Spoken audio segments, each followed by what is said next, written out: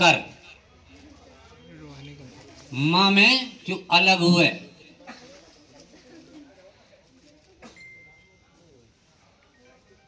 तो अलगू का मतलब क्या है? म माने होता है जीव, और जीव को अधिकार मिला हुआ है करने का, यानी जीव करने का अधिकारी है। क्या करने का? सूरत करने का। म के ऊपर जो आकार लगा हुआ है उसका अर्थ होता है सूरत, और म अक्षर का अर्थ है जीव।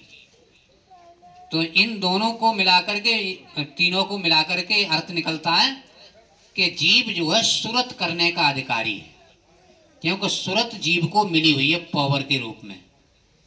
उसी समय से जिस समय जीव को बना करके पार ब्रह्म ने निर्गुण लोक में रखा था, और जब जीव सोई हुई अवस्था में था, उसके बाद उठ नहीं रहा था, जग नहीं रहा था, तो उसको चेतन करने के लिए सतगुरु ने उसे सूरत जी दी और शब्द दिया। सूरत शब्द जीव को दीना, जीव होश में आवे, यानी सूरत और शब्द दोनों दिए। तो शब्द को तो बिसरा दिया, उसी समय भूल गया, क्योंकि शब्द की आवाज से वो जागृत हुआ, लेकिन सूरत करना नहीं भूला, क्योंकि सूरत पावर है उसकी, उसी से वो चेतन अवस्था में रहता है, होश आवास आता है सूरत से। अगर सूरत किसी जीव के पास नहीं है तो उसका होश और आवास दोनों गायब हो जाते हैं। तो ये पहली ही शुरुआत में ही जीव को ये शक्ति दी पार ब्रह्म ने। निरंजन भगवान को भी शक्ति दी, उन्हें आदि शक्ति के रूप में एक शक्ति दी कि आदि शक्ति से तुम सारे संसार पर राज करो, इसी से संसार की रचना करो और इसी को चलाओ। पार ब्रह्म ने अपने पास भी एक शक्ति रखी, और वो शक्ति है राम नाम। यानी तीनों के पास तीन शक्तियां हैं, और तीनों अपनी अपनी जगह काम करती हैं। अगर यही पार ब्रह्म की जो शक्ति है राम नाम, पार ब्रह्म राम नाम से सब कराते हैं, उन्हें कुछ करने की जरूरत नहीं पड़ती, राम नाम ही सब करता है। और निरंजन भगवान सब काम आदिशक्ति से कराते हैं, आद्या से, वो कुछ नहीं करते हैं।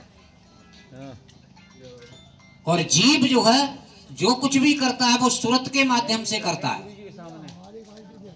अगर सूरत जीव की सही स्थिर सही जगह पर लगती है, सूरत पड़ी संसार में तासे हो गया दूर, और सूरत बांध सो स्थिर करो तो आठों पैर हजूर।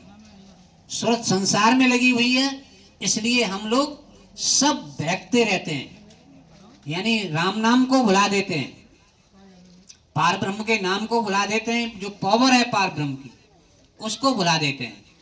उसी पावर से पार ब्रह्म काम पूरे संसार की सृष्टि की रचना करते हैं और चलाते हैं, इसको चलवाते हैं, अनेक ब्रह्मांड बनवाते हैं, उनको सबको चलवाते हैं।